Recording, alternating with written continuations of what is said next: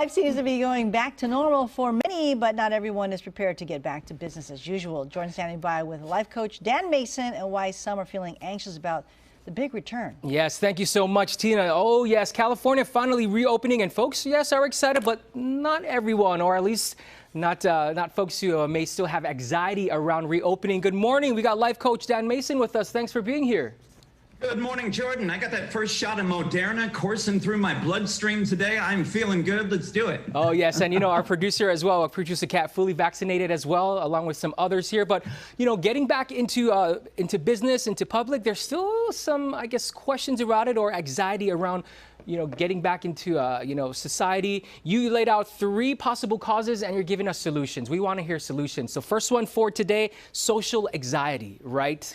Being around people. This has been the great paradox of the pandemic, Jordan, is that the number one thing that we've had to do to protect ourselves, to protect our loved ones, to protect our neighbors is socially distance. However, at the same time, we've seen the rates of mental health problems increasing. Anxiety, depression have almost tripled over the course of the lockdown. Right. And the number one way we know through neuroscience research to sort of upregulate our nervous system and get back to a place out of anxiety, out of stress, out of overwhelm, and be primed and optimized is to have cues of social safety.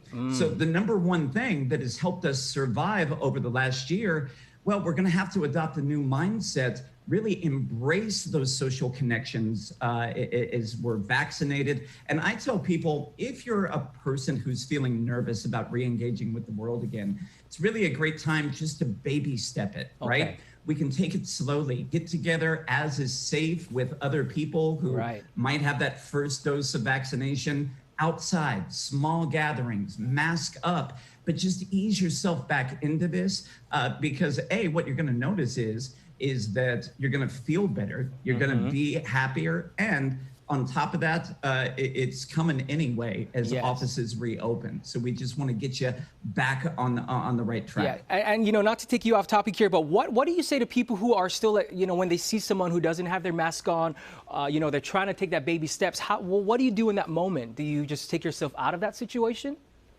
Well, I tell people a lot of times, focus on what you can control. One of the biggest strategies to feel stress and overwhelm is to focus on trying to change other people, their opinions about the vaccination, and make that really big in your life. What you can control is your mindset, your attitude, your willingness to speak up and set boundaries. This is a great time right now as offices are on the verge of reopening to be proactively engaging your employer and collaboratively working together to create strategies that make you feel safe, that keep everybody healthy and protect those boundaries for you depending on what you need moving forward. We like that. And speaking of working, what about anxiety about returning to work? I know here at CBS and Good Day, slowly people are getting back into the office. How do we overcome that type of anxiety?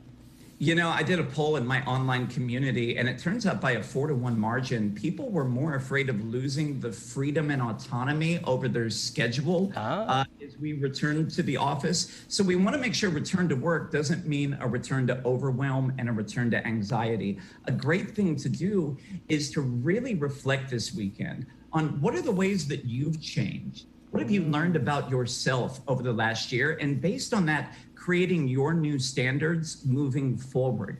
What are the boundaries that you can put in place with relationships in your life, your relationship to work? And if you're unsure about it, a great thing that you can do is just start listing your complaints. Remember, all your complaints that you've had are just your unmet needs turned upside down. So if you're a person who's felt overwhelmed trying to work, manage the kids with remote learning, taking care of the house, maybe what you really need is to have a proactive conversation with your partner, asking them to step up more, maybe get more support from your family. So this is a good time.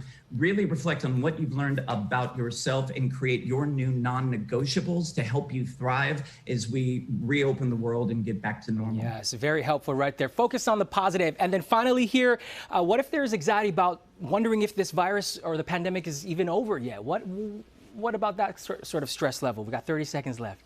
Yeah, absolutely. Again, what you focus on is what you're going to feel. And if you think about over the last year, all the things that we've stressed out about, we used to think there would never be toilet paper on the shelves again. We used to think there was going to be a food shortage. All those worst possible scenarios we tend to obsess over never really come to fruition anyway. So focusing, what do you need to feel safe? What do you need to set boundaries to feel in control of how you show up, your mindset? And again, if you're focusing on yourself, you are in your power. We love that. Dan Mason, thank you so much. Life coach right there. We got all the information up on our screen. We got more Good Day coming up.